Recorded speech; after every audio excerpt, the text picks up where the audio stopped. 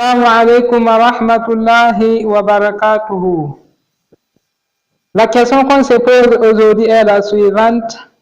Est-ce que la réincarnation est-elle vraie selon le Coran? Vous allez découvrir la réponse de cette question dans cette vidéo. Je vous souhaite la bienvenue sur cette chaîne. C'est la chaîne qui diffuse les informations et les recommandations d'Allah à ses serviteurs, tirés dans les versets coraniques. Mais le parcours d'aujourd'hui, c'est sur le 23e verset du 10e sourate. Nous allons passer à la première phase qui est la phase de lecture. Ensuite, à la phase suivante, c'est la phase de traduction. Ensuite, nous allons vous dire pourquoi le verset a-t-il commencé ceci. Et ensuite, nous allons rassembler les différentes informations et les différentes recommandations qu'on peut tirer dans les versets.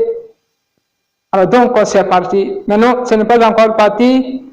Si vous êtes nouveau ici, je vous invite d'abonner la chaîne si ce n'est pas encore fait, en activant la cloche de notification pour ne pas rater la prochaine vidéo.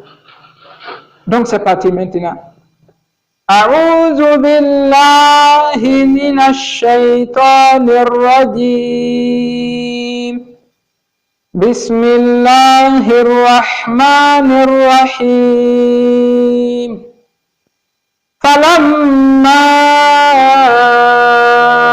أنجاهم إذا هم يبغون في الأرض بغير الحق يا أيها الناس إنما بغيكم على أنفسكم متاع الحياة الدنيا ثم إلينا مرجعكم فننبئكم بما كنتم تعملون. Allah a dit dans ce verset, lorsque Allah les a sauvés, il se remet à commettre des injustices sur la terre. Et les gens, chassez que vos injustices ne retombent que sur vous-même, car c'est une brève jouissance en ce bas monde.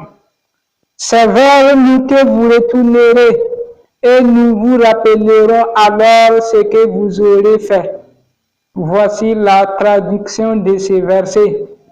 Mais la liaison qui se trouve entre ces versets et les versets précédents est que dans les versets précédents, Allah a énoncé la règle générale de la situation des mécréants.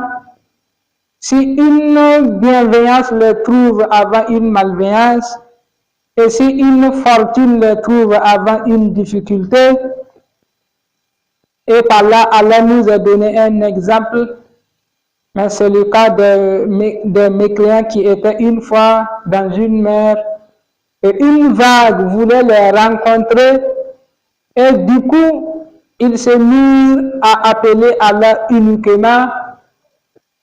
Mais lorsque Allah les a sauvés, ils s'associent Allah avec des associés. Donc voici la liaison qui se trouve entre ces versets et les versets précédents. Mais la recommandation qu'on peut le tenir dans cet exemple est que dans n'importe quelle situation que nous sommes, nous devrons appeler Allah uniquement, sans l'associer aucun associé.